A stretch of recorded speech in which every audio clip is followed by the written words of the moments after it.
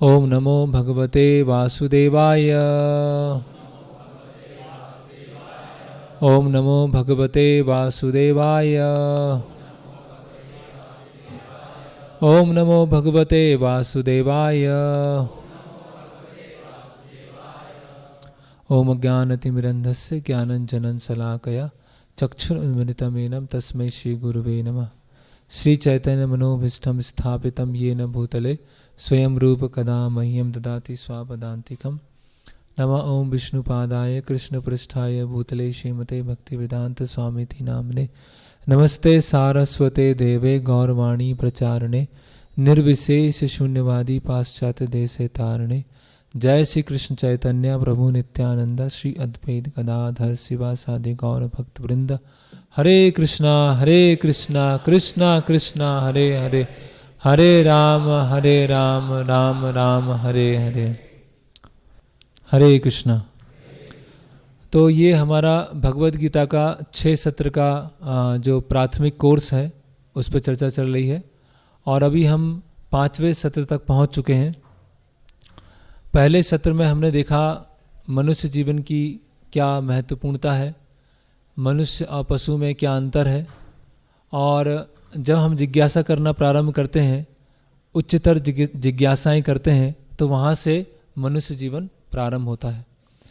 फिर दूसरे सत्र में हमने देखा कि ज्ञान प्राप्ति के तरीके क्या होते हैं, प्रत्यक्ष प्रमाण, अनुमान प्रमाण और शब्द प्रमाण।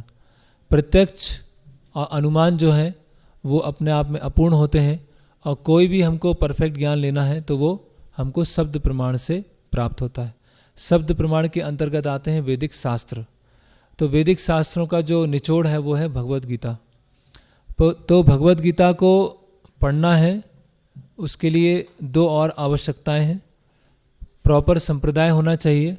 संप्रदाय में आए हुए जो गुरु शिष्य परंपरा में आए हुए किन्हीं प्रमाणिक गुरु के माध्यम से जब हम प्रमाणिक पुस्तकें भगवद गीता का अध्ययन करते हैं तो फिर हम आध्यात्मिक ज्ञान को हम ग्रहण कर सकते हैं। ऐसे हमने दूसरा सत्र यहाँ पर हमने समाप्त किया था।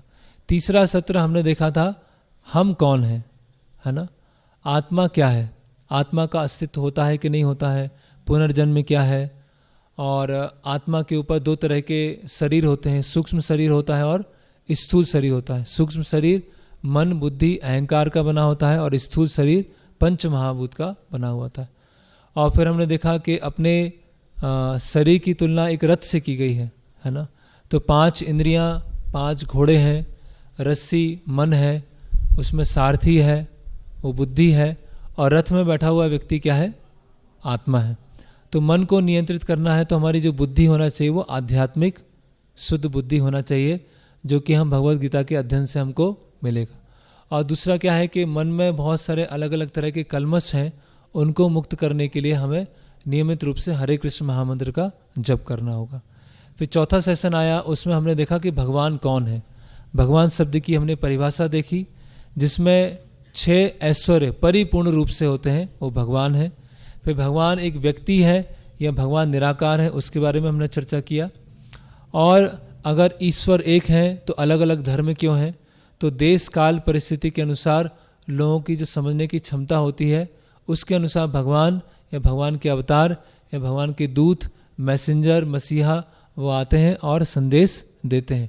मूल रूप से शिक्षाओं में अंतर नहीं होता है, लेकिन जो वैदिक शास्त्र हैं बहुत डिटेल में है, बहुत विस्तार से है, एक एनसाइक्लोपीडिया की तरह है। फिर हमने देखा कि भगवान की आवश्यकता क्यों है। भगवान की आवश्यकता क्यों है, क्योंकि हम एक बहुत किसी अमीर अरबपति खरबपति के पुत्र हैं और खो गए हैं, और व्यक्ति अलग अलग लोग हमारी अलग अलग तरह से मदद कर रहे हैं, लेकिन वो व्यक्ति जो हमें अपने पिता के पास छोड़ दे और पिता के पास पहुंचने के पश्चात हमें किसी भी तरह की कमी नहीं होगी, वो भक्ति का मार्ग है। फिर हमने जो कल का सेशन था उसमें देखा प्रकृति, काल और कर्म। तो प्रकृति में हमने देखा जो भौतिक प्रकृति है, वो जो भौतिक जगत है वो आध्यात्मिक जगत का क्या होता है, विकृत प्रतिबिंब होता है। भौतिक जगत 1/4 होता है और आध्यात्मिक जगत 3/4 होता है।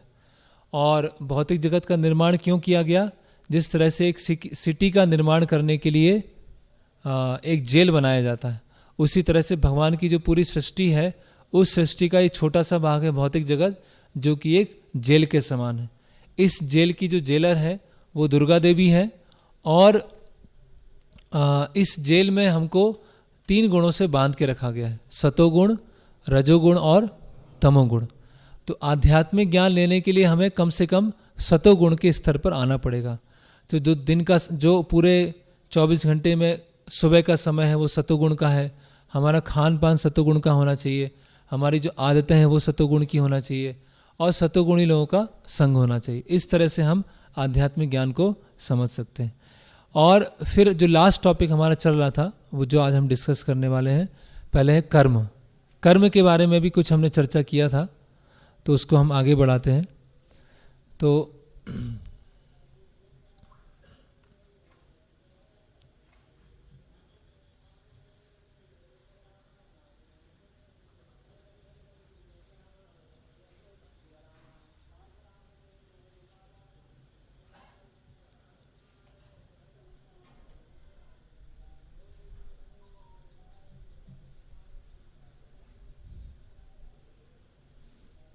तो यहाँ पर हम, यहाँ तक हम पहुँच गए थे।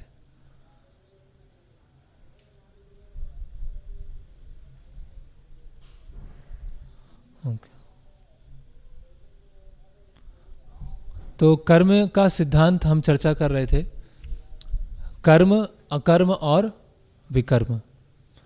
कर्म का अर्थ है शास्त्रों के अनुसार कार्य को करना, विकर्म का अर्थ है शास्त्रों के विरुद्ध कार्य करना। तो कर्म मतलब पुण्य और विकर्म मतलब पाप, और एक होता है अकर्म। अकर्म मतलब भक्ति, सेवा। ओके। तो हमने देखा प्रॉब्लम ऑफ इविल, कि संसार में दुख क्यों है। अगर भगवान पूर्ण है और भगवान ने ओम पूर्णमिदा पूर्णमिदम, कि एक पूर्ण से पूर्ण आया है, भगवान ने इस संसार को परफेक्ट क्यों नहीं बनाया, भगवान ने इतने सारे दुख क्यों दिए हैं, है ना। तो इसका हमने देखा कि भगवान इस दुख के उत्तरदायी नहीं है। ये दुख का कारण कौन है, हम स्वयं हैं, है ना। तो फिर हमने देखा कि भेदभाव क्यों होता है। कोई बहुत समृद्ध परिवार में जन्म हुआ है, कोई फुटपाथ पे किसी का जन्म हुआ है, कोई जीवन से बहुत स्वस्थ है, कोई विकलांग है, कोई पढ़ने में बहुत तेज़ है, कोई एकदम डल है। तो ये अलग अलग अंतर क्यों आते हैं, अलग अलग डिफरेंस क्यों आते हैं। तो हमने देखा कि इसके पीछे हमें जो अगला शरीर है वो किस तरह से मिलता है। हमारी इस जन्म की जो इच्छाएं हैं, हमने जो पाप और पुण्य किया है, और मृत्यु के समय में चेतना है, उसके आधार पर निर्भर होता है कि हमें अगला शरीर कैसे मिलेगा। जैसे मैंने उदाहरण बताया था कि एक व्यक्ति है, वो दुबई में रहता था, और दुबई में उसने चोरी किया, और चोरी करके पैसा कमाया, और भारत में आकर एक अच्छे नागरिक की तरह रहना चालू कर दिया। तो जब 10 साल हो गए तो पुलिस आती है और उस व्यक्ति को पकड़ के ले जाती है। तो उसके आसपास के लोग सोचेंगे कि ये तो अच्छा मनुष्य था, अच्छा नागरिक था, इसने तो कुछ गलत कार्य किया नहीं था, तो इसको पुलिस पकड़ के क्यों ले गई, है ना। लेकिन पुलिस को उसके भारत आने से पहले का भी रिकॉर्ड पता है, लेकिन उसके आसपास के जो रहने वाले लोग हैं उनको ये पता है कि ये अच्छा नागरिक है और कुछ गलत कार्य नहीं करता है। उसी तरह से हमारे जीवन में जो समस्याएं आती हैं, दुख आती हैं, वो उसका कहीं ना कहीं हमारे पिछले जन्म से संबंध होता है, या इस जन्म से हमारा संबंध होता है। तो या तो हमने इस जन्म में कुछ ऐसे पाप या पुण्य किए हैं, या पिछले जन्म में पाप पुण्य किए हैं जिसका हमें फल अभी भोगना पड़ रहा है। तो जैसा हम बोएंगे वैसा हमको फल मिलेगा, है ना। तो ये कर्म का सिद्धांत है ना। भगवान या भगवान की प्रकृति या संसार कोई हमारा विरोधी नहीं है ना। कुछ लोग सोचते हैं कि हम तो मंदिर आते हैं, हम सब कुछ करते हैं, किसी के साथ बुरा नहीं करते हैं, लेकिन हमारे साथ बुरा क्यों हुआ, है ना, हमारे साथ गलत क्यों हुआ, है ना। एक व्यक्ति है जो बिल्कुल पढ़ाई नहीं कर रहा है, वो पास हो गया, और मैंने इतनी पढ़ाई किया, इतना पढ़ाई किया, और ऐसा पेपर आ गया कि मैंने वो प्रश्न तो पढ़े ही नहीं थे और मैं फेल हो गया।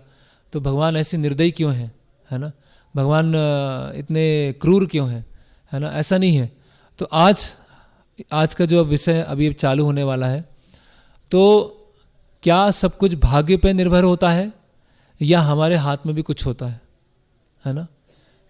भाग्य या पुरुषार्थ, है ना। तो किस चीज़ पे निर्भर करता है? हमारी जो प्रोग्रेस है, हमारी जो प्रगति है, भौतिक रूप से अगर हम प्रगति करना चाहते हैं तो किस चीज़ पे निर्भर करती है? कई बार हम देखते हैं कि कोई व्यक्ति बहुत, उसने 12th पास कर लिया, ग्रेजुएट हो गया, पोस्ट ग्रेजुएट हो गया, फिर भी क्या होता है, उसकी नौकरी लगती नहीं है। फिर भी क्या होता है, वो कुछ भी बिजनेस करना चाहेगा उसमें फेल हो जाएगा। और कुछ लोग होते हैं 8वीं पास हैं, 10वीं पास हैं और रोज़ लाखों रुपए गिन रहे हैं, रोज़ उनका पूरे साल का बहुत बड़ा टर्नओवर है, लेकिन पढ़ाई उतने कितने की है, 10th या 12th तक की है। तो ऐसा क्या मतलब क्या है? क्या हम पूरा भाग्य पे छोड़ दें, देखी जाएगी, जो होना होगा होगा? या फिर हम ऐसा सोचें कि नहीं, सब कुछ हमारे हाथ में है, अगर हमसे नहीं हो पाया मतलब मुझ में कुछ गलती थी, मुझ में कुछ गलती थी और सामने वाला अच्छा कर पाया, मतलब उसने अपना पूरा 100% दिया और मैं अपना 100% नहीं दे पाया, इसीलिए मुझे क्या कर देना चाहिए, सुसाइड कर देना चाहिए। इसीलिए आजकल लोग क्या कर देते हैं, सुसाइड कर देते हैं। क्यों कर देते हैं? क्योंकि उनको लगता है कि मुझ में कुछ कमी है। तो कैसे इसका सामंजस्य बैठाया जाए, है ना? क्या किया जाए? भाग्य पे निर्भर रहें या कुछ कर्म करें, या सब कुछ हमारे कर्म पर निर्भर है या हमारे भाग्य पे निर्भर है ना? तो शास्त्रों में कई लोग बोलते हैं हम तो फूटी किस्मत लेके आए, है ना, या हमारे जीवन में सब उल्टा ही होता है ना? तो पहली बात, उसके जिम्मेदार भगवान नहीं है। जैसे मैंने कल एक चर्चा किया था, लोग बोलते हैं और लिखा भी है कि भगवान की इच्छा से एक पत्ता भी नहीं हिलता है ना? अभी भाग्य और पुरुषार्थ पे थोड़ी देर में आते हैं। तो भगवान की इच्छा से एक पत्ता भी नहीं हिलता है। तो मेरे जीवन में दुख आ रहे हैं तो उसका कारण कौन है? मैं हूं। भूकंप आया, उसके जिम्मेदार कौन है? भगवान है ना? इतनी सारी समस्या आ रही है, उसके जिम्मेदार कौन है? भगवान। लेकिन ऐसा नहीं है। तो जैसे कि पावर हाउस है, तो पावर हाउस से घरों में इलेक्ट्रिसिटी जा रही है, तो उस इलेक्ट्रिसिटी का उपयोग फ्रिज चलाने में भी हो रहा है, एसी चलाने में भी हो रहा है और हीटर चलाने में भी हो रहा है ना? और रूम को गर्म करने में भी हो रहा है। तो एक ही लाइट है, उससे ठंडक भी मिल सकती है और उससे गर्माहट भी मिल सकती है, लेकिन उसका जो बिल है वो कौन चुकाएगा? Power house. ऐसा है? उसका बिल कौन चुकाएगा? वो खुद, है ना? तो अगर बिल बहुत अधिक आ गया तो कौन जिम्मेदार है? हम खुद। तो उसी तरह से भगवान ने हमें स्वतंत्र इच्छा शक्ति दे रखी है, फ्री विल दे रखी है। अभी उस स्वतंत्र इच्छा शक्ति का हम सदुपयोग करेंगे तो एक अलग परिणाम आएगा, दुरुपयोग करेंगे तो एक अलग परिणाम आएगा। जैसे कोई सतोगुण में स्थित है तो दूध घी से बनी हुई चीज़ें ले रहा है, जो तमोगुण में स्थित है वो शराब पी रहा है, ड्रग्स ले रहा है ना, अलग अलग तरह के नशा कर रहा है। तो अभी इसका जिम्मेदार कौन है? जो सभी तरह के अच्छे पोषक पदार्थ ले रहा है उसका जिम्मेदार, और जो शराब पी रहा है, व्यभिचार कर रहा है, जुआ खेल रहा है, उसका जिम्मेदार। उसका जिम्मेदार कौन है? वो स्वयं व्यक्ति। क्योंकि भगवान ने तो क्या दे दी है? स्वतंत्र इच्छा शक्ति दे रखी है। अभी आप इस स्वतंत्र इच्छा शक्ति का सदुपयोग करेंगे या दुरुपयोग करेंगे?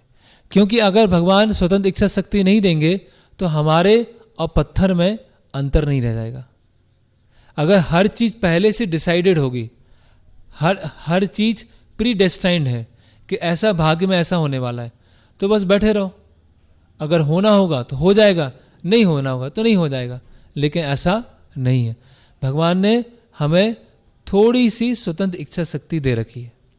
जैसे कि उदाहरण के लिए कि कोई प्लेन में जा रहा है ना, भोपाल से मुंबई जा रहा है, तो अभी उसको फ्लाइट चुनना है। उसको मुंबई जाना है, दिल्ली जाना है, बेंगलोर जाना है, कोलकाता जाना है, ये उसके पास चुनाव है।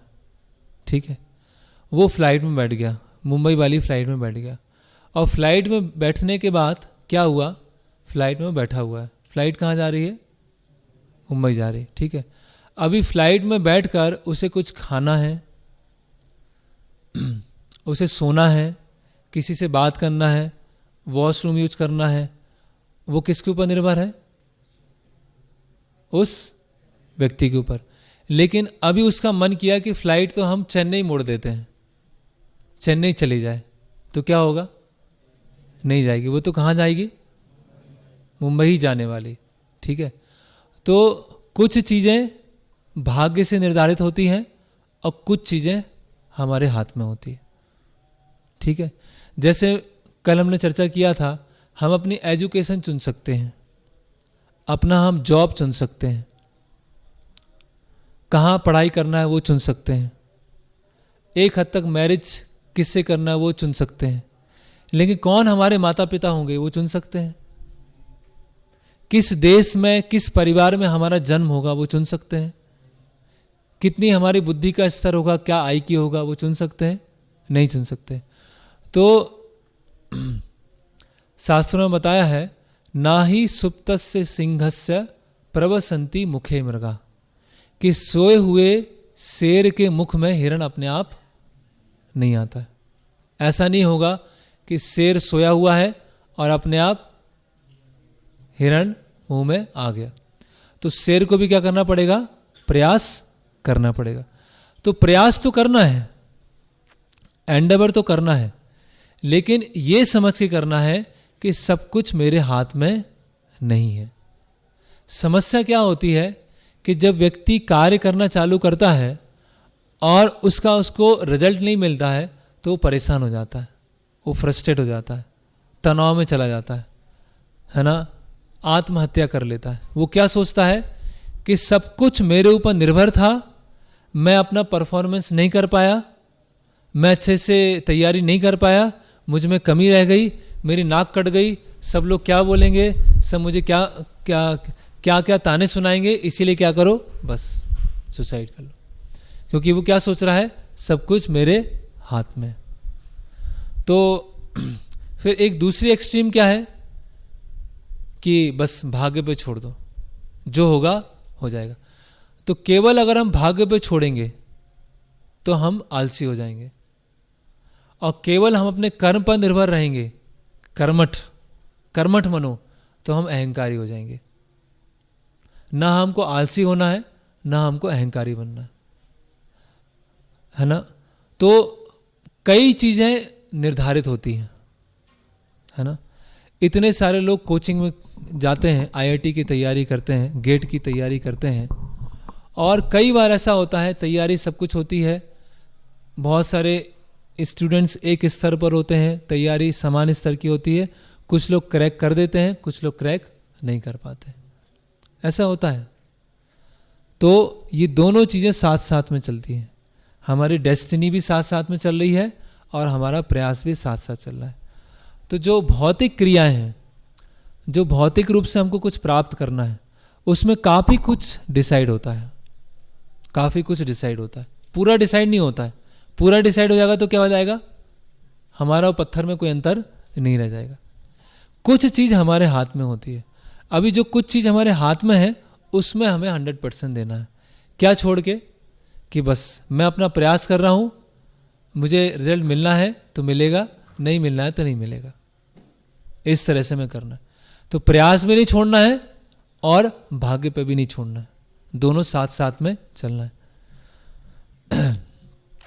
तो अगर ये हम स्वतंत्र इच्छा शक्ति का कॉन्सेप्ट समझ गए, और स्वतंत्र इच्छा शक्ति कैसी है, माइन्यूट मतलब बहुत ही सूक्ष्म है, तो फिर हम समझ जाएंगे कि फिर जीवन में हम परेशान नहीं होंगे, है ना। ओके, फिर जो हम पाप पुण्य अलग अलग कार्य करते हैं, उसका साक्षी कौन है, कौन देख रहा है वो, है ना। उसके साक्षी कौन है ना, वो है परमात्मा। उपद्रष्टा अनुमंता चा भोक्ता भर्ता महेश्वरा, ये परमात्मा है जो हमारे हृदय में है। हम कभी भी अकेले नहीं हैं, एक अकेले कमरे में है, हम क्या कार्य कर रहे हैं वो भी सब नोटिस हो रहा है। 12-10 दिशाएं हैं वो हमको देख रही हैं, सूर्य है, चंद्रमा है, मौसम है, वो हम सबको देख रहे हैं। तो हर चीज़ क्या हो रही है, रिकॉर्ड हो रही है। हम क्या कर्म कर रहे हैं, क्या विकर्म कर रहे हैं, या क्या डिवोशनल सर्विस कर रहे हैं, सब कुछ रिकॉर्ड होता जा रहा है। और रिकॉर्ड होते होते होते होते अंततः क्या होगा, फिर हमारा अकाउंट निकलेगा और अकाउंट में पता चलेगा कि अगली योनि आपको क्या मिलने वाली है, अगला आपका जन्म किस में मिलने वाला है। तो जो विकर्म है ना, जैसे कि इसमें बताया गया है कि जिसको बहुत कुछ खाने की आदत होती है, जहाँ गए वहाँ पर बस खाना चालू किया, वहाँ मुंह मार दिया, है ना, साधारण भाषाएं बोलेंगे तो बस खाते रहो, बस खाते रहो खाते रहो खाते रहो, तो अगला जीवन कैसे बन जाता है उसका, सुअर बन जाता है। खाओ जितना खाना खाओ, ठीक है। कोई अवैध स्त्री पुरुष संग करता है तो उसको क्या बनता है, फिर ये कुत्ते का शरीर मिलता है उसको, इसमें बताया गया। कोई शराब पीता है तो क्या होता है, उसको ये नरक, है ना, 28 नरकों के बारे में वर्णन किया गया है। फिर उसको गरम गरम लावा पिलाया जाता है, बढ़िया, है ना। एक बार एक व्यक्ति ने बोला श्रील प्रभुपाद जी से कि प्रभुपाद जी, अगर अगले जन्म में कुत्ता बन गया तो क्या नुकसान है उसमें, कुत्ता बन के आराम से घूमूंगा, एंजॉय करूंगा। ऐसे भी लोग हैं आजकल, कुत्ता बनने में उनको समस्या नहीं है। तो प्रभुपाद जी ने बोला कि मेरा आशीर्वाद तुम्हारे साथ है, जल्दी से जल्दी कुत्ते बन जाओ तुम, है ना। मतलब वो समझ नहीं पा रहे हैं कुत्ते का जीवन, सुअर का जीवन कितना निकृष्ट है, वो बनने के तैयार हैं लेकिन पाप छोड़ने के लिए तैयार नहीं है ना। तो ये 4 तरह के पाप बताए गए, हमने पहले भी चर्चा किया था। पहला है ये आप देख रहे हैं नशा करना, तो नशा करने का ये परिणाम है। फिर अवैध स्त्री पुरुष संग, फिर क्या होता है, लोहे का या किसी धातु का बना हुआ कोई व्यक्ति का शरीर होता है और उसको आग में तपाया जाता है और उसको फिर गले लगाया जाता है, ठीक है। फिर ये जुआ खेलना है तो फिर उसको अच्छी सी कढ़ाई में उसका डीप फ्राई किया जाता है उसको, है ना। फिर ऐसे मांसाहार कर रहा है तो उस व्यक्ति के साथ क्या होता है, उसके शरीर के टुकड़े कर करके उसको बढ़िया पकाया जाता है, उसको खुद खिलाया जाता है। तो अभी कोई बोला इसमें तो हम मानते ही नहीं है, होगा जो होगा तो देखेंगे, है ना। एक बार क्या हुआ कि एक इस्कॉन के भक्त हैं, वो प्रवचन दे रहे थे कुछ, तो बोलते हैं कि नर्क जो होता है ना वो एकदम काला होता है, एकदम अंधेरा होता है, वहाँ पर सूर्य की रोशनी भी नहीं जाती है ना। वहाँ ऑक्सीजन भी बहुत कम होती है और वहाँ पर व्यक्ति मतलब उसका पूरे जो बाहरी संसार होता है उससे कनेक्शन पूरा टूट जाता है और पूरा एकदम मतलब बहुत अधिक गर्मी रहती है। तो वहाँ पर कुछ लोग बैठे हुए थे जो कोल माइंस में काम करते थे, कोयले की खदानों में काम करते थे। जब उन्होंने नरक का वर्णन सुना कि बहुत गहरा होता है, अंधेरा होता है, पूरा हर जगह काला काला दिखता है, रोशनी नहीं होती है, तो बोले हम तो पहले ही से नरक में हैं, हमें क्या चिंता है। फिर ऐसे 5-6 दोस्त बैठे हुए थे, शाम को आते थे और शराब पीते थे, है ना। तो अलग अलग मित्र थे, तो वो किसी भगवत गीता प्रवचन में गए आप लोगों की तरह, और वहाँ उनको बताया गया कि देखो अगर शराब पियोगे तो नरक में जाना पड़ेगा और फिर लावा पिलाया जाएगा, है ना, सबको नरक में जाना पड़ेगा। तो बाद में किसी ने प्रश्न पूछा कि अगर मैं शराब पीता हूँ तो मुझे नरक जाना पड़ेगा, तो बोलते हैं हाँ। तो फिर बोलता है ये जो मेरा दोस्त है वो भी पीता है, उसका क्या होगा, बोले ये भी जाएगा। तो ये मेरा तीसरा दोस्त है वो भी पीता है, वो तीसरा भी जाएगा। फिर मेरा ये भी दोस्त है वो भी पीता है, वो भी जाएगा। तो बढ़िया है, चारों नरक में जाके पिएंगे और क्या, है ना। तो ऐसे तो मंद बुद्धि हो गई लोगों की, है ना। तो कोई बात नहीं, अलग अलग तरह के बुद्धिमान लोग होते हैं। पहला बुद्धिमान व्यक्ति क्या होता है पता है, फर्स्ट क्लास इंटेलिजेंट कौन है, जो सुन के सीख जाता है, वो है फर्स्ट क्लास। दूसरा सेकंड क्लास इंटेलिजेंट व्यक्ति कौन है, जो देख के सीखता है। थर्ड क्लास कौन है, जो अनुभव करके सीखता है। और फोर्थ क्लास कौन है, जो अनुभव करने के बाद भी नहीं सीखता। जैसे स्मोकिंग के ऊपर क्या लिखा होता है, स्मोकिंग किल्स, ठीक है। उसमें कैंसर का गला भी बना होता है, वो कैंसर हो गया यहाँ पर, होता है ना, ठीक है। अभी किसी ने सुना कि स्मोकिंग नहीं करना चाहिए, पाप है, लंग्स खराब हो जाते हैं, बस बात खत्म। किसी को देखना पड़ेगा, भाई इसने सिगरेट पिया, देखो क्या हालत हो गई, है ना। किसी को क्या होगा, खुद पिएगा। और चौथा, थर्ड फोर्थ क्लास का व्यक्ति क्या होगा, पीने के बाद भी, खांसने के बाद भी, कैंसर होने के बाद भी सुधरेगा नहीं। तो अधिकतर आजकल जो लोग हैं वो थर्ड क्लास या फोर्थ क्लास इंटेलिजेंट लोग हैं, है ना। तो कोई बात नहीं, ओके। फिर क्या है, अकर्म। अकर्म मतलब जिसका कोई रिएक्शन नहीं बनता है। हमने कल देखा था, ऊर्ध्वम गच्छन्ति सत्वस्था, मध्य तिष्ठन्ति राजसा, जगन गुण वृत्तिस्था, अधो गच्छन्ति तामसा। सतोगुणी व्यक्ति ऊपर जाता है, रजोगुणी व्यक्ति मध्य में रहता है, और तमोगुणी व्यक्ति नीचे जाता है। तो अकर्म क्या है, जिसका कोई रिएक्शन नहीं बनता है ना। तो बताया गया, जैसे एक सोल्जर है ना, एक सैनिक है, वो सरहद पर जाता है, और सरहद पर जाने के बाद क्या करता है, 5-6 लोगों को मार किया जाता है, आतंकवादियों को मार किया जाता है। तो क्या मिलेगा उसको, मेडल मिलेगा, प्राइज मिलेगा कि नहीं मिलेगा, है ना। 5-6 लोगों को मार के आया। अभी वही सैनिक जब अपने घर में आता है और चौराहे पे जाता है, 5-6 लोगों को मार किया जाता है, तो क्या होगा उसके साथ। क्यों, दोनों बार तो मारा है, पहले भी मार के आया, अभी भी मार के आया। पहले में पुरस्कार दे दिया, इसमें जेल हो गई, ऐसा क्या है, मारे ही है ना, दोनों बार ही तो मारा है। तो क्या अंतर हो गया, अंतर हो गया पर्पस में, उद्देश्य में। तो कार्य करने के पीछे क्या उद्देश्य है वो बहुत महत्वपूर्ण है। जैसे कि कैशियर है, बैंक का कैशियर है, बैंक का कैशियर क्या करता है, गिनता है ना, उठा, यहां से उठाया, लिया, गिना, यहां पे रखा, यहां से उठाया, गिना, रख दिया। अगर उसने यहां से उठा के गिन के कुछ अपने पास रख लिया और बाकी यहां रख, तो क्या होगा उसके साथ, कुछ क्राइम हुआ, कुछ सजा मिलेगी। अभी डिपेंड करेगा कितना चुराया है, उसके ऊपर सजा मिलेगी। तो उसी तरह से पुण्य होता है, पाप होता है, और भक्ति होती है। पुण्य मतलब हम भोग करना चाहते हैं शास्त्रों के निर्देशन में रहते हुए। पाप मतलब क्या होता है, हम भोग करना चाहते हैं शास्त्रों के इंडिपेंडेंट। और भक्ति मतलब क्या होता है, हम भोग नहीं करना चाहते हैं, भगवान की सेवा करना चाहते हैं शास्त्रों के अंतर्गत रहते हुए। तो उसको बोलते हैं अकर्म। तो कर्म, अकर्म, विकर्म। कर्मणा अपि बोधव्यम, बोधव्यम स विकर्मणा, अकर्मणस्य बोधव्यम, गहना कर्मणो गति। कि ये तीनों को समझना क्या होता है, बहुत गहना कर्मणो गति, बहुत मुश्किल है समझना। इसी चक्कर में लोग फंसे रहते हैं, कौन सा कर्म करें, जो हम कर रहे हैं वो सही है गलत है ना। तो ये हमने चर्चा किया।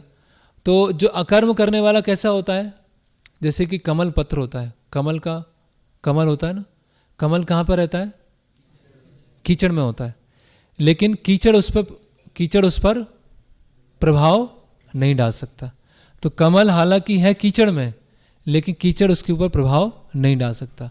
उसी तरह से भक्ति करने वाला जो साधक है, वो इस संसार में कार्य करते हुए भी संसार की चीज़ों से प्रभावित नहीं होता, है ना। जैसे कि सूखा नारियल होता है, गीला नारियल होता है। तो गीला नारियल क्या होता है, जैसे नारियल है तो गीला है, तो अंदर का जो नारियल है वो उसकी आवरण से चिपका होता है। तो जब उसको तोड़ते हैं तो क्या होता है, तो बहुत मुश्किल से टूटता है ना, और तोड़ने के बाद भी वो चिपका रह जाता है। लेकिन सूखा नारियल कैसा होता है, वो उसकी आवरण से पूरी तरह से अलग होता है। तो जो अकर्म करने वाले हैं, भक्ति करने वाले हैं, वो सूखे नारियल की तरह हैं, और जो पुण्य करने वाले हैं, पाप करने वाले हैं, वो एक गीले नारियल की तरह है। तो दोनों नारियल क्या है, उस आवरण के अंदर में। तो पाप करने वाला भी संसार में है, पुण्य करने वाला भी संसार में है, और भक्त भी इस संसार में है, तीनों इसी संसार में है। ठीक है। लेकिन पाप और पुण्य करने वाले क्या हैं? इस संसार के सुख दुख, मान अपमान, सर्दी गर्मी, लाभ हानि, उससे प्रभावित होते रहते हैं, क्योंकि इस संसार से क्या है, वो अटैच्ड है। लेकिन जो भक्त है वो इस संसार में रहते हुए भी, संसार में अपने अलग अलग उत्तरदायित्व करते हुए भी उससे वो अप्रभावित रह पाता है। क्यों अप्रभावित रह पाता है? क्योंकि भगवान की ऑथोरिटी में वो कार्य कर रहा है। जैसे एक सोल्जर है, सरकार की या डिफेंस मिनिस्ट्री की ऑथोरिटी में जाकर कुछ लोगों को मार के आ रहा है तो उसको कोई चिंता करने की जरूरत नहीं। लेकिन जब वो इंडिपेंडेंटली लोगों को मारता है तो उसको जेल हो जाती है। वो बैंक की जो रिजर्व बैंक है, आरबीआई है, उसकी ऑथोरिटी में रहकर लाखों रुपए गिन सकता है और उससे प्रभावित नहीं होगा, क्योंकि उसको पता है ये पैसा मेरा नहीं है, बैंक का है, गिना और दे दिया। तो उसी तरह से जो भक्त होता है इस संसार में अपने सारे तरह के कर्तव्य करते हुए इस संसार से कैसे अप्रभावित रह सकता है, वो ही भक्ति योग है, जिसके बारे में अभी हम आगे चर्चा करने जा। तो ये हमारा कल का जो सत्र था, 5वां सत्र, वो पूरा हो गया। ओके, तो हम आज का जो सत्र है उसमें हम जाते हैं।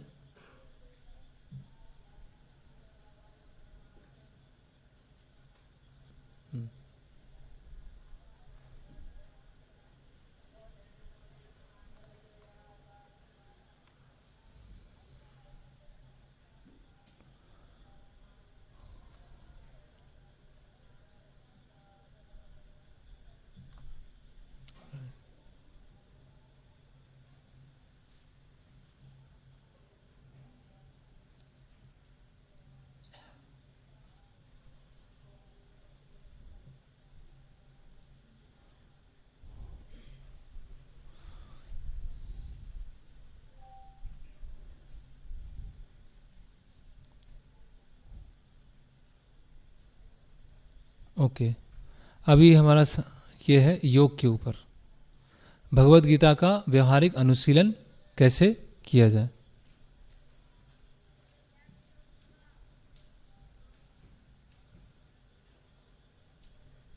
ओके, तो 5 विषय पूरे हो चुके हैं: जीव, ईश्वर, प्रकृति, काल और कर्म।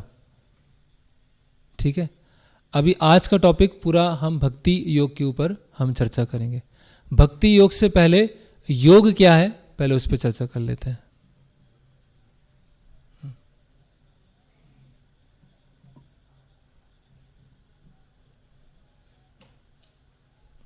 ओके, तो 3 तरह के योग हैं जो अभी बहुत प्रसिद्ध हैं: आधुनिक योग, पतंजलि योग और वास्तविक योग। ठीक है, योग का नाम सुनकर आपके मन में क्या आता है, क्या विचार आता है?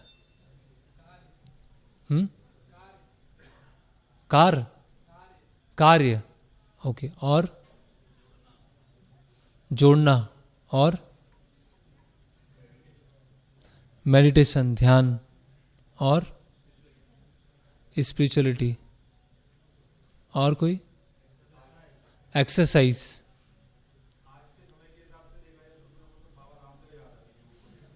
बाबा रामदेव आते हैं। ठीक है, अच्छा है।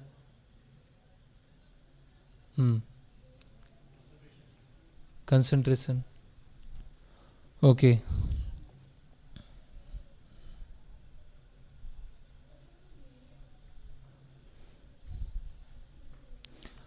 तो अधिकतर लोग का जो योग का उद्देश्य होता है, उसके पीछे क्या उद्देश्य है? अच्छा स्वास्थ्य होना चाहिए। प्राणायाम करते हैं, अनुलोम विलोम करते हैं, लाफिंग क्लब भी चले हैं आजकल। क्या होता है उसमें? वो आते हैं, मॉर्निंग वॉक करने आते हैं, पार्क में इकट्ठा होते हैं और जोर जोर से हंसते हैं। मतलब लोगों के घर का जीवन इतना नीरस हो चुका है, इतना फ्रस्ट्रेटिंग हो गया है कि सुबह उठ के एक साथ इकट्ठे होकर हंसना पड़ रहा है उनको। फिर आयु बढ़े, स्वस्थ हो, कुछ पैसा आ जाए, धन संपत्ति आ जाए, या टेंशन है ना, टेंशन चली जाए, या है ना विल पावर बढ़े, काम शक्ति बढ़े, इसके लिए लोग योगा क्लास में जाते हैं। और एक योगी को कैसे देखते हैं? जटा होंगी, हिमालय से आया होगा, बहुत पांडित्य होगा उसका, तपस्या करा होगा, या चमत्कार दिखाएगा, वो कुछ कुछ चमत्कार दिखाएगा, योगी बाबा, है ना। तो आपको याद कराने के लिए आधुनिक योग को अगर याद करना है तो 2/8 याद कर लीजिए आप, 2/8, तो आपको पता चल जाएगा आधुनिक योग क्या है। ओके, तो जो पतंजलि योग है ना, अष्टांग योग में 8 भाग होते हैं। क्या क्या भाग होते हैं देख लेते हैं। तो आधुनिक योग क्या है, जैसे योगा फॉर ब्लड प्रेशर कम करना है, योगा क्लास में चले जाते हैं। ऑफिस योगा, है ना, chair yoga secret for business success, business yoga बहुत चला आजकल, एक्सरसाइज, है ना। तो ये सब क्या है, आधुनिक योग लोग कहते हैं। तो 2/8 में क्या है, पहला है यम मतलब क्या करना है, नियम मतलब क्या नहीं करना है, फिर आसन, फिर प्राणायाम, प्रत्याहार, धारणा, ध्यान और समाधि। तो ये होते हैं अष्टांग योग। ये 8 अंग होते हैं। अगर कोई वास्तव में योग करना चाहता है, अष्टांग योग, तो ये 8 करना पड़ेगा। तो अभी जो लोग करते हैं वो क्या करते हैं, प्राणायाम करते हैं और आसन लगाते हैं।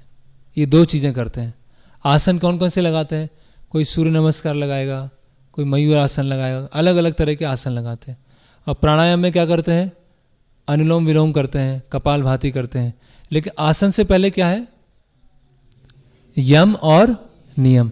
अभी नियम है 4 नियम। नशा छोड़ना है, जुआ खेल छोड़ना है, व्यभिचार छोड़ना है, मांसाहार छोड़ना है। इसको छोड़े बिना आसन और प्राणायाम पे पहुंच जाते हैं। और फिर प्रत्याहार, धारणा, ध्यान और समाधि। ये योग का लक्ष्य स्वास्थ्य ठीक करना नहीं है, योग का लक्ष्य आयु बढ़ाना नहीं है, लेकिन योग के माध्यम से अपने आप ही स्वास्थ्य ठीक हो जाता है ना। तो जो ये करता है कि हमारी योगा क्लास में आओ, आपकी डायबिटीज चली जाएगी, आपका शुगर लेवल कम हो जाएगा। आप हमारी योगा क्लास में आओ, आपका ब्लड प्रेशर ठीक हो जाएगा। आप हमारी योगा क्लास में आओ, मेंटल प्रेशर ठीक हो जाएगा। वो सब चीट कर रहे हैं, क्योंकि योग का वास्तविक उद्देश्य क्या है, किसी ने उत्तर दिया था, जोड़ना। योग मतलब जोड़ना। जब जीव अपनी जो गलती है उसको स्वीकार करके भगवान के साथ जुड़ने का प्रयास करता है, उसको बोलते हैं योग, है ना। यहां क्या हो रहा है, अच्छा स्वास्थ्य करेंगे और फिर भगवान को बोल के फिर से भोग करेंगे। बढ़िया स्वास्थ्य करना है, फिर से हट्टे कट्टे हो जाना है और फिर अच्छा भोग करना है, यही है ना। तो योग के नाम पर भोग चल रहा है। तो एक्चुअली इंटरनेशनल योगा डे नहीं होना चाहिए, इंटरनेशनल भोगा डे होना चाहिए। क्यों? क्योंकि लोग योग कर रहे हैं कि उससे भगवान से मतलब नहीं है, भगवान से जुड़ने से मतलब नहीं है। क्या है, स्वास्थ्य अच्छा हो जाए, मेंटल पीस हो जाए। उससे क्या होगा, जम के भोग करेंगे, बढ़िया अच्छी तरह से भोग करेंगे, है ना। इसीलिए योग, इस आधुनिक योग में अलग अलग तरह की समस्याएं हैं। पहली समस्या क्या है कि इसमें कोई वास्तविक शांति, वास्तविक कोई लक्ष्य नहीं है ना। बहुत सारी योगा क्लास चली आजकल, कोई वास्तविक लक्ष्य नहीं है। योगा कैंप होते हैं, हाँ बेटा कितने समय से आ रहे हो, बाबा जी 6 महीने से। 6 महीने पहले ब्लड शुगर कितनी थी, बाबा जी 400 थी। अब कितनी हो गई, अब तो बाबा जी 150 हो गई। वाह वाह, क्या बात है, क्या बात है, बाबा जी ये कमाल देखिए, 400 से 150 पे शुगर लेवल आ गया। फिर दूसरे उठिए आप, हाँ तो आपको क्या क्या क्या हुआ था आपको, हमारी पीठ में बहुत दर्द था। कितने समय से था, 10 साल से था। इतने सारे डॉक्टर को दिखाया, इतने सारे हकीम से मिले, कितने लोगों से दिखाया, कुछ नहीं हुआ। जब से बाबा जी के शिविर में आए हैं 2 महीने में बैक पेन चला गया। वाह वाह, क्या बात है बाबा जी, ये चल रहा है बस। ये योग नहीं है, ये चीटिंग चल रहा है। योग मतलब आप पहले बताएंगे भगवान कौन है, आप कौन है, भगवान का क्या लक्षण है, हम इस संसार में क्यों फंसे हैं, और फिर जीव भगवान से कैसे जुड़ेगा, उसको बोलते हैं योग। भगवान नहीं बोला अर्जुन को।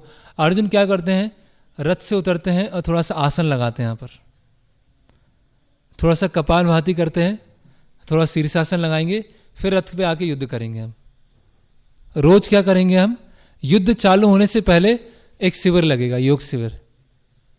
सारे कौरव कपालभाति कर रहे हैं, सारे पांडव शीर्षासन लगा रहे हैं, उसके बाद रथ पे चढ़ रहे हैं, फिर युद्ध हो रहा है। ऐसा हुआ वहां पर?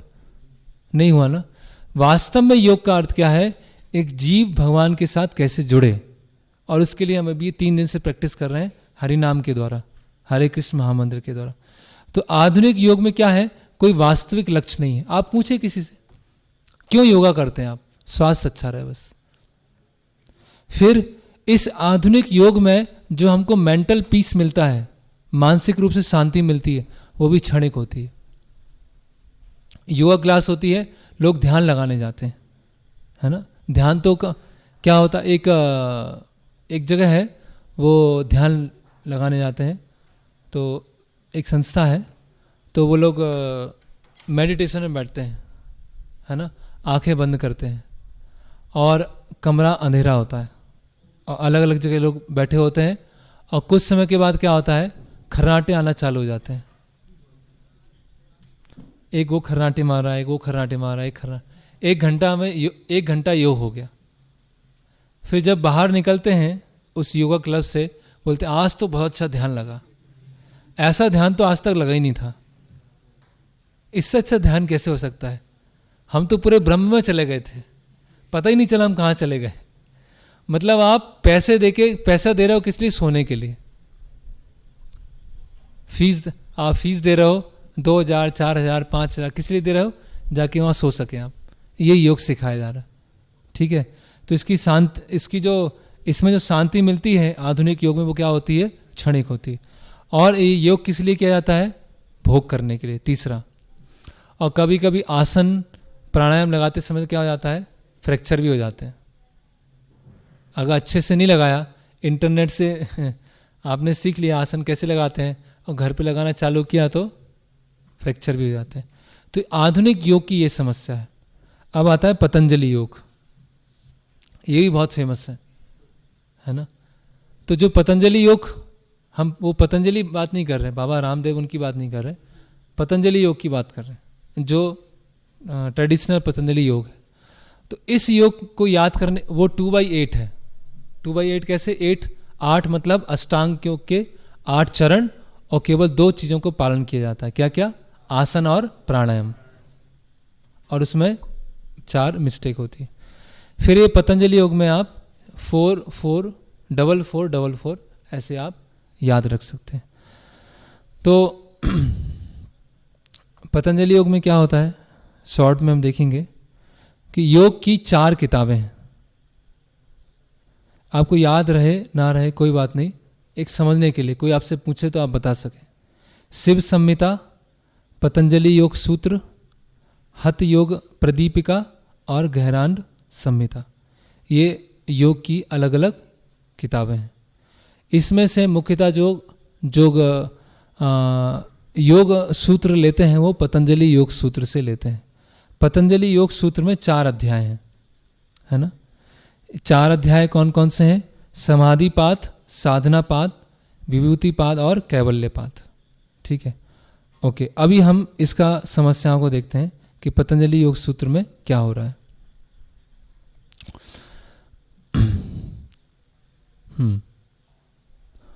ईश्वर की परिभाषा दी है पतंजलि योग में। ईश्वर कौन है,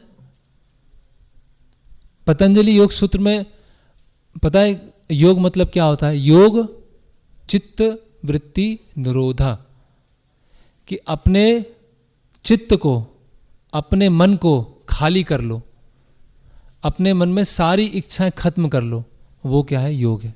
सुना आप लोगों ने ये, कई लोग अपने मन को खाली कर लो। अभी हमने अपने मन को खाली किया और हमको पता है कि मन खाली हो चुका है, तो जो मन खाली हुआ है वो जो एक इच्छा है वो तो है ना मन में, एक डिजायर तो बची है ना कि मेरा मन खाली हो चुका है, तो मन कभी खाली नहीं हो सकता, है ना। तो वो लोग क्या बोलते हैं, ईश्वर मतलब क्या है, जो सभी इच्छाओं से मुक्त है। तो अगर आप इच्छाओं से मुक्त हो गए तो ईश्वर बन जाओगे। अगर आप इच्छाओं से, इच्छाएं तो परेशान करती हैं, इच्छाओं से सुख दुख आता है, इच्छाओं से तो मान अपमान होता है। इच्छाएं खत्म करो और ईश्वर बन जाओ। तो ईश्वर क्या इच्छा से मुक्त है? हमने भगवान के 6 ऐश्वर्य देखे थे, 6 ऐश्वर्य देखे ना, ज्ञान है, कीर्ति है, रूप है, ऐश्वर्य है, तो वो तो इच्छाओं से युक्त हैं। तो ईश्वर मतलब जिनमें 6 ऐश्वर्य हैं और जिनकी इच्छाएं क्या है कि बद्ध जीव है, वो वापिस कैसे आए। तो पतंजलि योग सूत्र में बताया गया है, क्लेश कर्म विपाक अस्वई अप्रमिश्रित पुरुष विशेष ईश्वरा, कि जो भी अपनी सभी तरह की इच्छाओं से मुक्त हो जाता है वो ईश्वर कहलाता है। कितना ये दिग्भ्रमित चीज है। फिर बताया गया है, इच्छा शून्य होने से क्या होगा, हमें मुक्ति मिल जाएगी। ठीक है। और ईश्वर की आराधना क्यों करना है? कई लोग ईश्वर की आराधना करते हैं। ईश्वर की आराधना किसने, मंदिर जाना है, किस लिए जाना है? ध्यान लगाना। अभी आप बच्चे हैं इसलिए मंदिर जाते हैं, जब आपका ध्यान लगना बंद हो जाएगा तब समझ जाएंगे कि वो जो मंदिर में जिनकी आप पूजा करते हैं और आप हैं वो एक ही है। जीव भगवान बन गया। तो ये तीसरा सूत्र है, ईश्वरा प्रणिधारात्वा। ईश्वर क्या है? हमारी इच्छाओं को शून्य करने का साधन। ईश्वर एक और मैं आसानी से समझाता हूं आपको।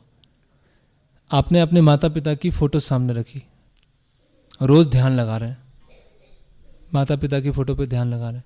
माता पिता बोल रहे हैं कि बेटा ये कर लो, नहीं मैं आप पे ध्यान लगा रहा हूं। मम्मी ने कहा कि थोड़ा सा कुछ सब्जी लेके आ जा, मम्मी आप पे ही तो ध्यान लगा रहा हूं।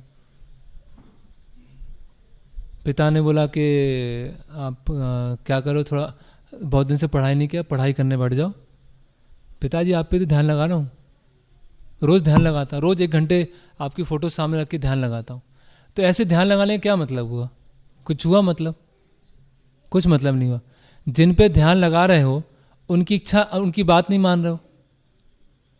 तो आजकल जो सो कॉल्ड योग हो गया है वो क्या हो गया है? ध्यान लगाओ, मेडिटेशन करो, सोने पे ध्यान लगाओ, लाइट पे ध्यान लगाओ, है ना। One hand clapping, one hand clapping से जो साउंड आता है उस पर ध्यान लगाओ। कैसे आएगा वन हैंड क्लैपिंग से? है ना।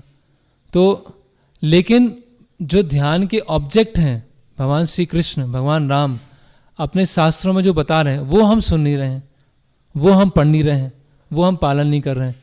तो ये ध्यान का मतलब क्या है? ये केवल एक मेंटल सेटिस्फेक्शन हो गया बस। या तो हम शारीरिक स्वास्थ्य अच्छा करने के लिए जा रहे हैं उन योगा क्लासेस में, या फिर मेंटल पीस के लिए जा रहे हैं। लेकिन भक्ति कहाँ से चालू होती है? जब हम भगवान की इच्छाओं को समझते हैं और भगवान की इच्छाओं को समझकर उसके अनुसार कार्य करते हैं, वहाँ से डिवोशन चालू होता है। तो माता पिता ने कहा कि बेटा वो लेके आ जाओ, ये लेके आ जाओ, तो बेटा ने कार्य किया, तो क्या हुआ? तब वो आज्ञाकारी कहलाएगा ना। वो ध्यान लगाने बैठा हुआ, बात सुन नहीं रहा हो, तो ऐसा ध्यान लगाने का कोई मतलब नहीं रह जाता। ओके। और योग को क्या बोलते हैं? जब इच्छाएं शून्य हो जाए।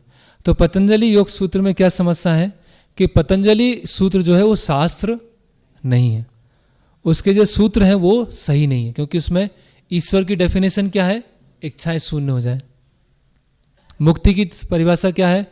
इच्छाओं को शून्य करके मुक्ति मिल जाएगी। योग की परिभाषा क्या है? अपने आप को खाली कर लो। फिर इसको पालन करना कठिन है और बहुत सारी कठिनाइयाँ। ओके, तो ये हो गया पतंजलि योग सूत्र। अभी हम जाते हैं कि अब हमें व्यवहारिक रूप से क्या करना है। ठीक है, इसके लिए हम दूसरी स्लाइड पे जाते हैं। अब यहाँ से भक्ति योग चालू होगा।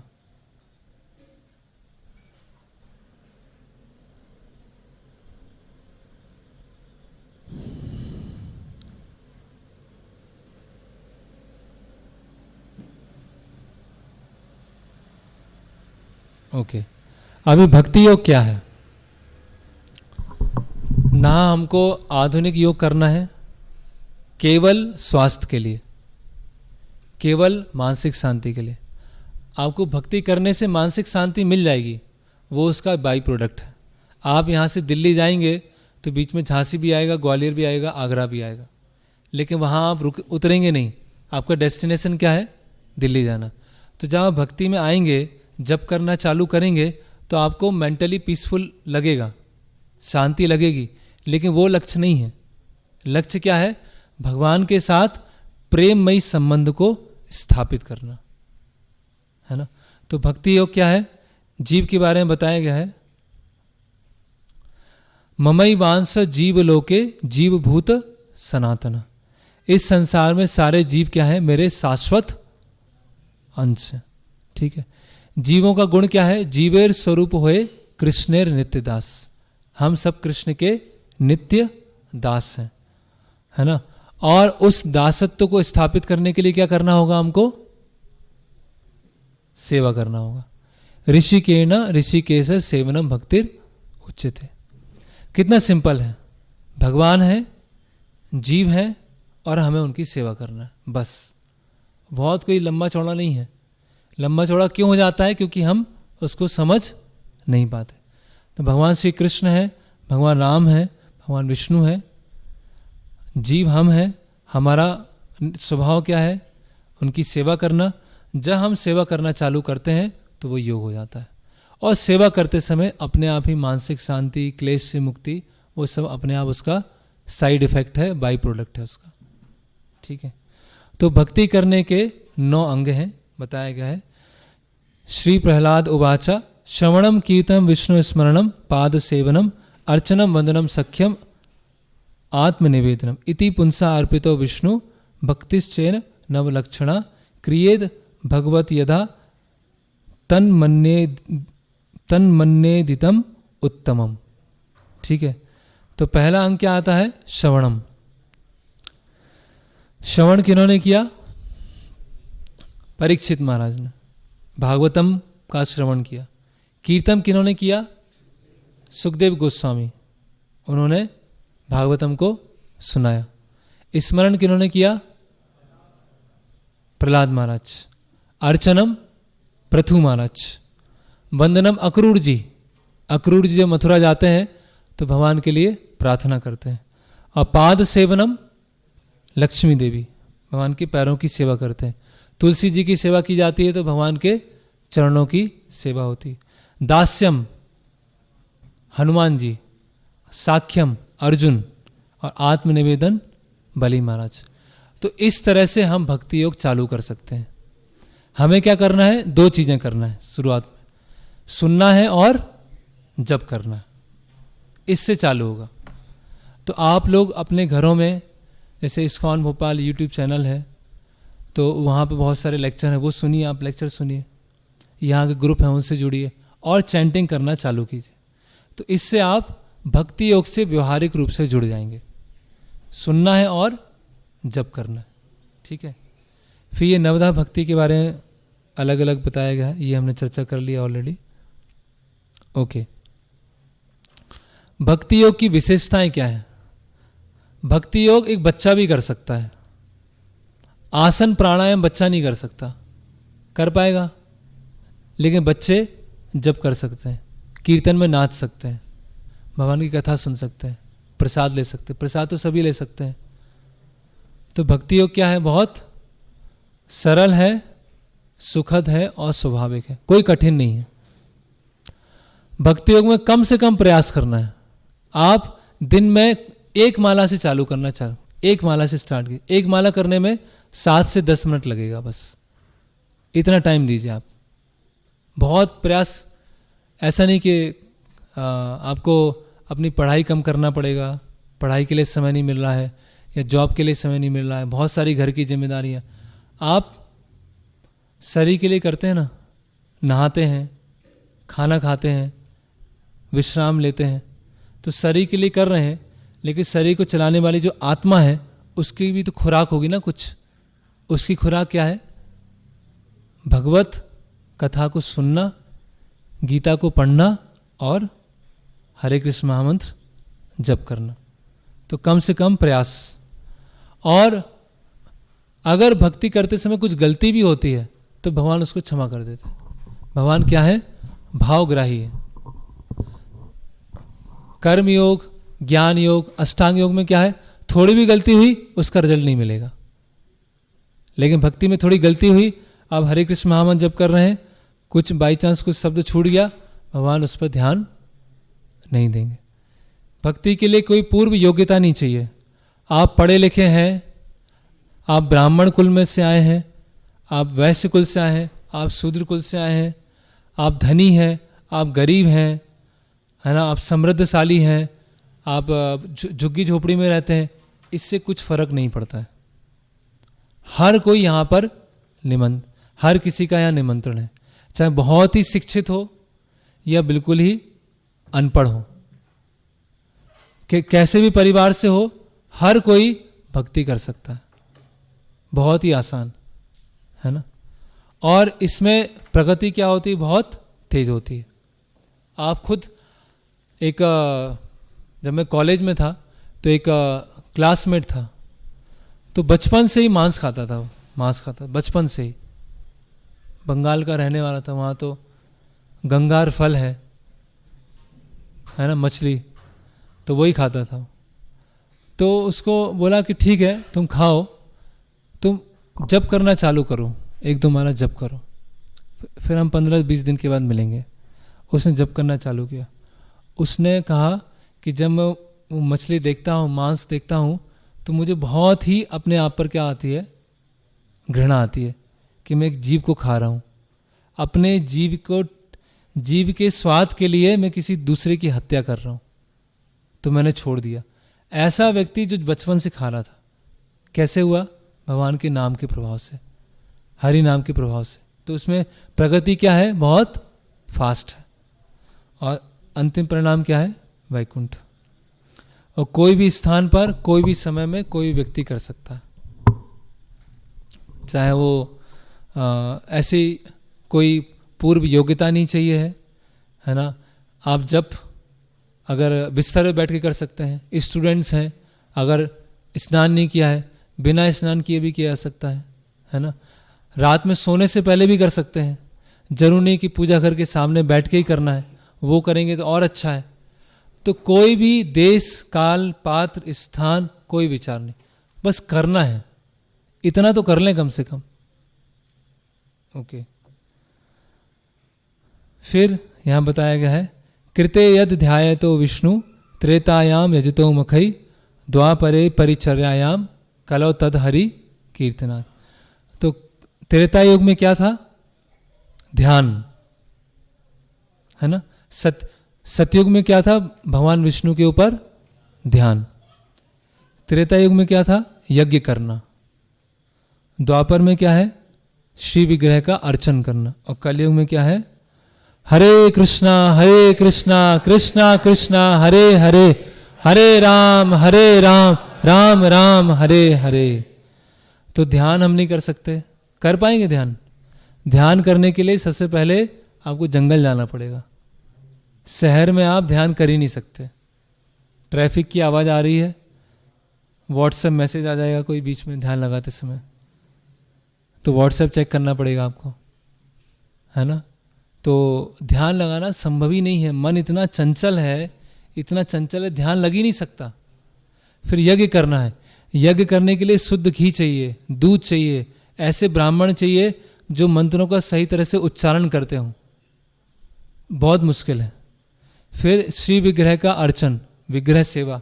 विग्रह का अर्चन करने के लिए बहुत अधिक शुद्धता चाहिए, बहुत सारे नियम चाहिए और बहुत एकदम पंचुअल होना चाहिए। वो भी कलयुग के लोगों के लिए संभव नहीं। कलयुग के लोगों के लिए क्या है? हरे कृष्ण महामंत्र जप करें, जप करें, कीर्तन में नाचें, बस हो गया। और कुछ करने इतना ही नहीं कर सकते तो अभी क्या किया जाए बताइए। तो ये बताया गया, पहले हमने चर्चा किया था, हरे कृष्णा कृष्णा कृष्णा हरे हरे, हरे राम राम राम हरे। इति षोडशक नाम कलि कल्मष नाशनम नाता परतम उपाय सर्ववेदेषु दृश्यते। हरे नाम हरे नाम एव केवलम कलौ नास्तेव नास्तेव नास्तेव गतिर। ये कलयुग में भगवान के नाम के अलावा हम बोलते हैं वो कोर्ट में क्या होता है, कबूल है कबूल है कबूल है, तलाक तलाक तलाक 3 बार बोलते हैं ना। तो ऐसे ही हरे नाम हरे नाम एक है। भगवान के नाम के अलावा भगवान के नाम के अलावा भगवान के नाम के अलावा और कुछ नहीं है। तो सबसे पहले आपको जिन्होंने 6 सत्र जिनके आज पूरे हो गए हैं उनको एक प्रण लेना होगा कि कम से कम हम रोज़ 1 माला जप करेंगे। आज जिन्होंने 6 सेशन कोर्स अटेंड किया है उनको आज माला और फीडबैक दिया जाएगा, तो वो आप वहाँ जहाँ अटेंडेंस देते हैं वहाँ से आप लीजिए और निश्चित कीजिए कि रोज़ मुझे 1 माला जप करना है ना। आध्यात्मिक जीवन के बारे में बहुत सारी भ्रांत धारणाएं होती है। कुछ भ्रांत धारणाएं मैं बताता हूँ, बाकी आगे आने वाले लेक्चर में भी हम लेंगे। पहले एक भ्रांत धारणा होती है आध्यात्मिकता सिर्फ निवृत्ति का कार्य है, जब रिटायर्ड हो जाएंगे तब भक्ति करेंगे।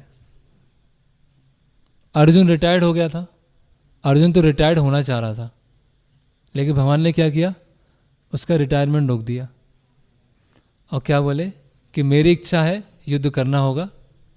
तो आध्यात्मिकता निवृत्ति का काम नहीं है। ऐसा नहीं कि कुछ करने को बचा नहीं इसलिए चलो मंदिर में बैठ के जप करेंगे, ऐसा नहीं है। फिर लोग सोचते हैं कि क्या परिवार को छोड़ना जरूरी है, नहीं। 4 आश्रम बताए हैं, ब्रह्मचारी, गृहस्थ, वानप्रस्थ और संन्यास। तो अधिकतर जो संसार पूरे जगत में 99% लोग तो गृहस्थ आश्रम में। तो गृहस्थ आश्रम में रहते हुए अपने पूरे परिवार के साथ में भक्ति योग में हम जुड़ सकते हैं। जवाबदारियों से भागना है नहीं। 2 तरह के कर्तव्य बताए हैं भगवत गीता में। हमारा एक भौतिक कर्तव्य होता है और एक आध्यात्मिक कर्तव्य। भौतिक कर्तव्य मतलब जीव को पार्जन करना, और आध्यात्मिक कर्तव्य मतलब हमारा जो पुराना संबंध है भगवान के साथ उसको दोबारा रिवाइव करना। तो जो भक्ति योग करता है वो और अधिक जिम्मेदार हो जाता है। वो जिम्मेदारी कैसे लेता है, जिससे वो भक्ति आसानी से कर सके। अगर कोई अपनी भौतिक कर्तव्य ही कर रहा है, आध्यात्मिक कर्तव्य नहीं कर रहा है, तो वो केवल पशुवत है, क्योंकि पशु भी अपना भौतिक कर्तव्य करते हैं। लेकिन मनुष्य जीवन में भौतिक कर्तव्य करने का क्या उद्देश्य है, भौतिक कर्तव्य इस तरह से किया जाए जिससे पूरा परिवार भक्ति सेवा में आ सके। कम से कम प्रयास करें, फिर वो आ पाए नहीं आ पाए वो अलग बात है। समय बिगाड़ना है आध्यात्मिक जीवन, तो समय बिगाड़ना है नहीं। जो भक्ति नहीं कर रहे हैं, आध्यात्मिक जीवन में नहीं है, वो अपना समय बिगाड़ रहे हैं। उनका समय क्या है, धीरे धीरे धीरे धीरे धीरे धीरे वो अपनी मृत्यु को बुलावा दे रहे हैं। अन्य कार्य महत्वपूर्ण है ना। जब भगवान चाहेंगे तब भक्ति कर लेंगे, कई लोग बोलते हैं। अभी भगवान की इच्छा नहीं है, तो भगवान की इच्छा थी आप जॉब करने जाओ। भगवान आए थे आपको बोलने के लिए कि जॉब कर लेना, तो कैसे किया आपने? आपको आवश्यकता अनुभव हुई ना, करेक्ट। तो हम बोलते हैं जब भगवान चाहेंगे तब सैलरी मिल जाएगी। जॉब करते जाते हैं, भगवान चाहेंगे तो सैलरी मिलेगी। करते हैं ऐसा? 1 महीने लेट हो गया तो क्या हो जाता है, टेंशन में आ जाते हैं। तो भगवान तो चाहते ही हैं, भगवान तो गीता के द्वारा बता ही रहे हैं कि मेरे शरण में आओ। लेकिन हम क्या सोच रहे हैं, जब भगवान की इच्छा होगी। तो ये आलसी लोग होते हैं जो ऐसा बोलते हैं कि जब भगवान जब चाहेंगे। भगवान तो और क्या बोले, भगवत गीता दे दी, खुद आ गए, अपने भक्तों को भेज दिया, मंदिर बन गया, और क्या करें बताओ। फिर कोई सही मार्ग निर्देशक नहीं मिल रहा है। तो हमने 4 संप्रदाय के बारे में चर्चा किया था। उन 4 संप्रदाय में आने वाले जो प्रमाणिक गुरु हैं उनके माध्यम से आप गाइडेंस ले सकते हैं। अभी हमारी स्थिति क्या है, एक व्यक्ति मरने वाला है और उसको एक भक्त आके बोल रहे हैं चैंट चैंट चैंट। तो वो क्या बोल रहा है, कांट कांट कांट, है ना। वो जप नहीं करेगा वो।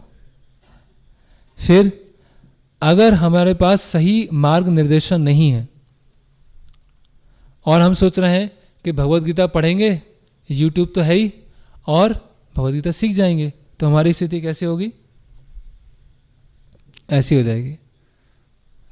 बुखार है, टाइफाइड हो गया, इंटरनेट पे सर्च करते हैं बुखार की क्या दवाई है, इंटरनेट पे सर्च करते हैं टाइफाइड कैसे ठीक होगा। कैंसर हो गया, कोई बात नहीं, मेरे पास कैंसर का इलाज है, गूगल पे जाते हैं ब्लड कैंसर का इलाज, ये आया, ये दवाई लो, ये दवाई लो कि ठीक हो जाओगे। होगा ऐसे? आपको व्यक्तिगत मार्ग निर्देशन की आवश्यकता होगी। खुद का इलाज करेंगे तो खुद को मार देंगे आप, इसीलिए गुरु की आवश्यकता है। तो ये ऑलरेडी हमने चर्चा कर लिया है, फिर भी रिवीजन के लिए। गुरु शिष्य परंपराएं हैं, ये 4 परंपरा हैं, ब्रह्म संप्रदाय, रुद्र संप्रदाय, कुमार संप्रदाय और श्री संप्रदाय। तो इस्कॉन मंदिर जो है वो ब्रह्म संप्रदाय के अंतर्गत आता है। तो इन 4 संप्रदाय में से आप किसी से भी ज्ञान लेंगे तो वो ज्ञान अपने आप में पूर्ण होगा। जैसे भगवत गीता यथारूप है, उसी तरह से एक अनुभाष्य आता है जो श्री संप्रदाय का है ना। ऐसे अलग अलग भगवत गीता के ऊपर भाष्य हैं जो 4 संप्रदाय के अंतर्गत। तो ये चर्चा हो गया है। ओके, तो यहाँ पर हम विराम लेंगे और एक माला अभी हम जप करेंगे। और ये सत्र अभी पूरा नहीं हुआ है, तो जो 6 सेशन अटेंड कर रहे हैं, ये बाकी का जो सत्र है और व्यवहारिक रूप से कैसे गीता को पालन किया जाए वो हम सोमवार को लास्ट अपना सत्र रखेंगे, 7वां सेशन। तो देखिए ये 3 होते हैं, 1 2 3, 1 2 3, तो टोटल कितना होता है? 3 3 3 3 और 15, ठीक है। 15 15 इंटू 7 कितना हुआ? कितना हुआ? 105, और एक बार 3 और कर लिया तो 108। तो हाथ पे भी आप माला कर सकते हैं। अगर आप कुछ ऐसी जगह पर हैं और आपको लग रहा है कि माला करना मेरे लिए संभव नहीं होगा, आप अपने फिंगर्स पे भी माला कर सकते हैं ऐसी परिस्थिति में।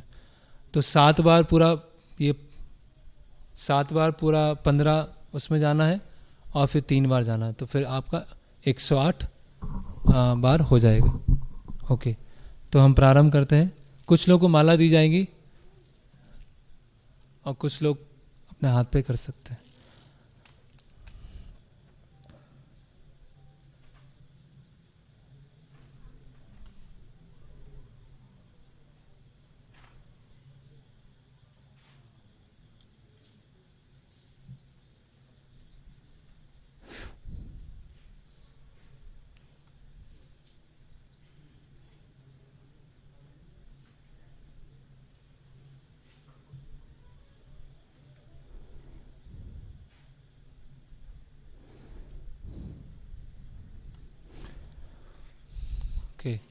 जय श्री कृष्ण चैतन्य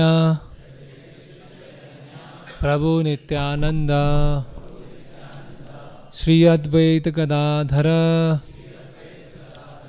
श्रीवासादि गौर भक्त वृंदा।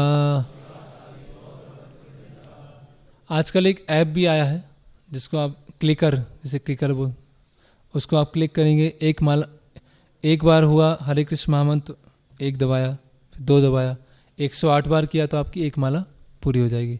तो उंगली पे भी कर सकते हैं, फ़ोन पे भी कर सकते हैं, और सबसे अच्छा है ये माला पर। तो एक साथ करेंगे। हरे कृष्णा कृष्णा कृष्णा हरे हरे, हरे राम राम राम हरे हरे, हरे कृष्णा कृष्णा कृष्णा हरे हरे, हरे राम राम राम हरे हरे, हरे कृष्णा कृष्णा कृष्णा हरे हरे, हरे राम राम राम हरे हरे।